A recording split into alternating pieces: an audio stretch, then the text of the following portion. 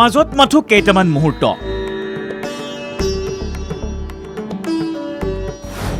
শক্তিপীঠ কামাখ্যাত আৰম্ভ হ'ব দেশৰ অন্যতম বৃহৎ ধৰ্মীয় সমাৰোহ অম্বুবাচী মেলা।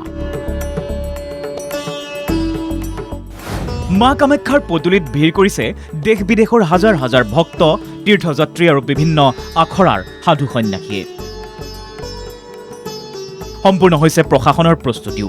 6 বজাৰ পাছত ওপৰলৈ আহিব নোৱাৰিব কোনো ব্যক্তি।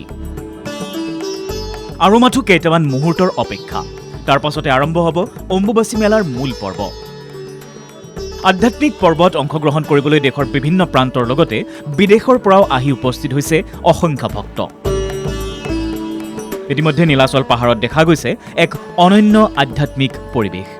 বিভিন্ন আখৰাৰ নাগা সাধু, তান্ত্ৰিক, অঘৰী, বৈৰাগী আৰু অন্যান্য সাধু সন্যাসীয়ে মা কামাখ্যাৰ পদূলিত সমবেত হৈছে। তেওঁলোকৰ জপ, তপ, সাধনা আৰু ধৰ্মীয় আচাৰে সমগ্ৰ পৰিৱেশক কৰি তুলিছে ভক্তিময়। यहाँ तो ये शक्ति पीठ है, सारा संसार में दुनिया से सबसे हट करके एक पीठ है तो कामाख्या। अनंत बिरला देवी कामरूप गृह गृह, ये माँ कामाख्या का योनि शक्तिपीठ है, ये सिद्धपीठ है। यहाँ आने के बाद में सबका काम पूर्ण होता है। यहाँ आने के साथ साथ ही साल का 1 साल का ऊर्जा प्राप्ति होता है। तो इसीलिए हम लोग यहाँ आते हैं। हम मात्र नहीं, सभी हजारों का संख्या में साधु महात्मा आकर के यहाँ अपना शांति का लिए, देश का लिए, समृद्धि का लिए, एकता का लिए, अखंडता का लिए और संपूर्ण विश्व का शांति हेतु आते हैं। तो हम भी इसीलिए आए हुए। দেওবাৰে মা কামাখ্যাৰ পদূলিত উপস্থিত হয় কেন্দ্ৰীয় বিত্তমন্ত্ৰী নিৰ্মলা সীতাৰমণ।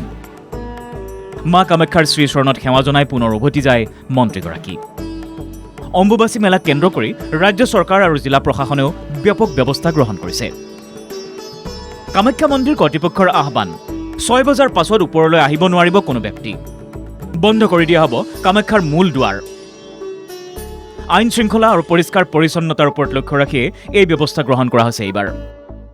চাওক, আমাৰ উদ্দেশ্য হ'ল যে মেলাখন সুপৰিচালনা কৰা আৰু স্বচ্ছতা আমি যাতে বচাই ৰাখিব পাৰোঁ, চাফ চিকুণতা। সেই উদ্দেশ্যে হাতত ৰাখি আমি 6 বজাৰ লগে লগে আমি মূল গেটৰ পৰা যাত্ৰীসকলক উঠা বন্ধ ৰাখিছোঁ। 6 বজাৰ আগতে যিসকল আহিব তেওঁলোকক আমি মন্দিৰ পৰিষদত তেওঁলোকৰ যিখিনি পূজা সেৱা থাকে বা মন্দিৰ পৰিক্ৰমা থাকে সেইখিনি সমাপনৰ পিছত আমি গোটেই মন্দিৰ পৰিষদৰ আশে পাশে গোটেইখিনি খালী কৰি চাফ চিকুণতা কৰোঁ। প্ৰতিবাৰে আমি চাফ চিকুণতা কৰোঁ যাতে এই মেলাখন সুস্থিৰভাৱে আমি ক্লিননেছ চাফ চিকুণতা কৰি ৰাখিব পাৰোঁ। সেই উদ্দেশ্যে হাতত ৰাখি তেনেকুৱা ধৰণৰ ব্যৱস্থা ৰখা হৈছে যাতে পৰিষ্কাৰ পৰিচ্ছন্নতা আমি বচাই ৰাখিব পাৰোঁ।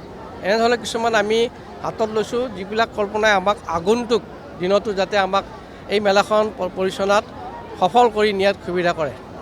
নীলাচল পাহাৰত এতিয়া কেৱল অপেক্ষা অম্বুবাচী মেলাৰ শুভাৰম্ভৰ। সাধু সন্যাসীৰ আগমনে ইতিমধ্যে আধ্যাত্মিকতাৰে ভৰপূৰ কৰি তুলিছে সমগ্ৰ কামাখ্যা ধাম। কাইলৈৰ পৰা আৰম্ভ হ'বলগীয়া এই মহামিলনক কেন্দ্ৰ কৰি লাখ লাখ ভক্তৰ সমাগম হোৱাৰ সম্ভাৱনা। ভক্তৰ সমাগম চাওক, যোৱা 4-5 বছৰ ধৰি ভক্ত সমাগম বাঢ়ি আহিছে। যোৱাবেলি আমি পাইছিলোঁ 7.75। গতিকে ভক্ত সংখ্যা প্ৰতিবেলি যিহেতু বাঢ়ি আছে, এইবেলিও 8 লাখৰ ওপৰত যাব বুলি আমি আশা কৰিছোঁ। তন্ত্ৰ মন্ত্ৰ আৰু ভক্তিৰ এক অপূৰ্ব সমিল মিল ঘটিছে এতিয়া নীলাচলৰ বুকুত। 22 জুনৰ সেই পবিত্ৰ ক্ষণটোলৈ এতিয়া মাথো কেইটামান মুহূৰ্ত বাকী, যাৰ বাবে সমগ্ৰ বিশ্বৰ দৃষ্টি এতিয়া নিবদ্ধ হৈছে অসমৰ এই পবিত্ৰ শক্তিপীঠত। কেমেৰাত দীপাংকৰৰ সহযোগত কংকন ডেকাৰ ৰিপোৰ্ট, NKTV+।